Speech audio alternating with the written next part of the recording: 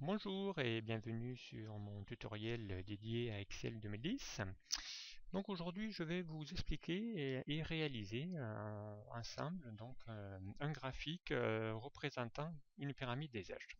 Donc cette demande m'a déjà été faite tout récemment et donc là j'ai réalisé, je vais réaliser un tuto pour vous expliquer comment réaliser une pyramide des âges via un graphique. Donc la première étape pour réaliser une pyramide, donc il faut que dans les données, donc là j'ai récupéré une donnée concernant l'âge moyen, enfin l'âge des sous forme de tranche, l'âge des hommes et des femmes, que j'ai récupéré d'internet, qui représente je crois les âges sur l'année dernière. Donc à partir de là, il faut réaliser le graphique et faire surtout en sorte, donc la première étape elle est très importante, c'est de mettre une des deux valeurs, donc soit celle des hommes ou des femmes, en négatif. Donc là on va pas ressaisir les chiffres négativement, je vais vous donner une petite astuce qui va être beaucoup plus simple pour mettre des valeurs en négatif. Donc là on va prendre une cellule, donc n'importe laquelle, là je prends la cellule 4 par exemple et je vais taper la valeur -1. Donc cette cellule, je vais la sélectionner, donc cette valeur-là, et je vais lui dire de la copier. Et je vais sélectionner une autre plage, donc là je vais prendre toutes les valeurs concernant les femmes, et je vais lui faire un collage spécial. Et là je vais prendre l'option dans le collage spécial, l'option multiplication. Et je vais valider par OK. Et là on s'aperçoit effectivement que toutes nos valeurs ont été mises en négative, puisque nous avons fait tout simplement une multiplication par -1, donc une valeur qui multiplie -1, ça fait la même valeur, mais en négatif. Donc cette valeur-là, nous ne l'avons plus besoin, donc nous pouvons la supprimer en tapant sur la touche Supr. Voilà, donc à ce stade-là, donc la première étape est terminée, donc à savoir de mettre une des deux ordonnées en négatif. Et voilà, à cet instant, on peut passer à l'étape 2 qui est de créer le graphique. Donc pour créer le graphique, on a besoin de sélectionner les données. Donc pour cela, on se positionne sur l'une des valeurs des tableaux et on va faire un CTRL A pour sélectionner tout le tableau. Ou sinon, nous aurions pu le faire en sélectionnant avec la souris. Mais voilà, la touche CTRL A permet de sélectionner un tableau. Donc à partir de là, on va pouvoir créer le graphique. Donc là, on va aller dans l'onglet Insertion. On va aller dans le type des graphiques, choisir l'option barre et donc le premier effet qui est la barre regroupée. Voilà, donc nous avons ici le graphique s'est inséré, donc nous avons un simili de pyramide des âges, mais voilà, ce graphique est encore amélioré pour qu'il soit beaucoup plus lisible. Voilà, donc je les déplace un peu pour qu'il soit un peu plus grand. Donc là, je sélectionne sur les bordures pour l'agrandir. Voilà. Et là, on a effectivement le graphique. Donc la deuxième étape, ce sera de modifier ce graphique pour qu'il soit beaucoup plus lisible. Voilà, donc première étape, on va y inverser nos graphiques, puisque là, dans nos tableaux, on a effectivement l'âge des plus jeunes vers le bas et des plus âgés vers le haut. Donc là, on va réaliser la même chose sur le graphique. Il suffit de sélectionner l'axe vertical, de faire un clic droit de la souris et d'aller choisir l'option mise en forme de l'axe. Voilà, une boîte de dialogue s'ouvre et dans cette boîte de dialogue, on va juste cliquer sur ce petit bouton qui représente l'abscisse en ordre inverse. Donc là, il suffit de cliquer dessus et on s'aperçoit que notre graphique s'est inversé puisqu'on a dorénavant l'âge des plus jeunes en bas et inversement les plus âgés en haut. Sur cette même boîte de dialogue, on va en profiter pour effectivement décaler cet axe, puisque là, on remarque que l'axe est sur les barres, et donc on va lui demander à ce qu'il se mette totalement à gauche. Donc pour cela, on va aller dans les étiquettes des axes, et on va ici développer ce petit bouton, et on va choisir l'option bas.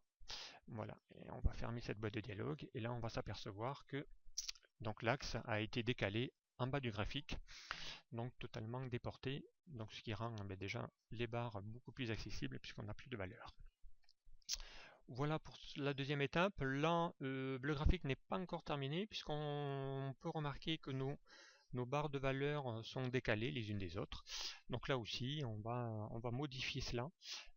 Donc pour ça, il suffit de sélectionner une des barres en faisant ici un clic droit sur l'une des barres.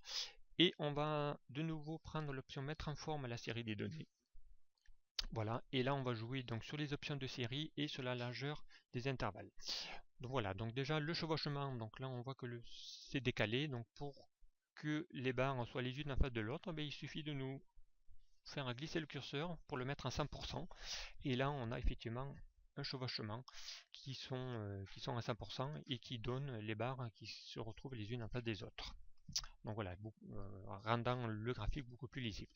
Ensuite, on peut jouer sur l'intervalle si on le souhaite, donc à savoir si je tourne le curseur vers la droite, on s'aperçoit que notre intervalle entre les barres s'agrandit, mais que les barres aussi diminuent. Donc inversement, si je diminue vers la gauche le curseur, là on s'aperçoit que notre barre, donc la largeur des barres s'agrandissent et que l'intervalle réduit. Voilà, donc on peut laisser voilà, 80, voilà, c'est une bonne norme. Voilà, donc nous pouvons refermer cette boîte de dialogue. Voilà, notre pyramide des âges voilà, est quasiment terminée. Une dernière étape consistera à supprimer et retirer le signe négatif, le moins qui se trouve devant les chiffres. Donc pour ça, on va sélectionner voilà, l'axe horizontal. On fait également un clic droit. On va faire une mise en forme de l'axe. Et là, on va aller sélectionner donc l'option nombre. Et petite astuce, donc pour pouvoir retirer un signe négatif, il suffit de, comme c'est un standard, donc il suffit de rajouter 2 fois le mot standard. Donc en mettant, excusez-moi, un point virgule, standard. Voilà, on va faire ajouter, il va aller dans nos formats personnalisés et on fait fermer. Et là, on se rend compte effectivement qu'on a retiré les signes moins sur les valeurs négatives représentant les femmes. Voilà, donc le graphique est maintenant terminé. La dernière étape consistera à faire une petite mise en forme pour embellir un petit peu notre graphique. Donc voilà, on peut aller dans les styles du graphique, sélectionner par exemple voilà, celui-ci, et voilà, donc ça nous donne un graphique un peu plus embelli, donc en mettant ici des barres sous forme 3D. Voilà, après on peut effectivement y rajouter un petit titre pour lui dire qu'il s'agit bien d'une pyramide des âges. Donc là on va aller dans les outils graphiques, sélectionner l'onglet disposition.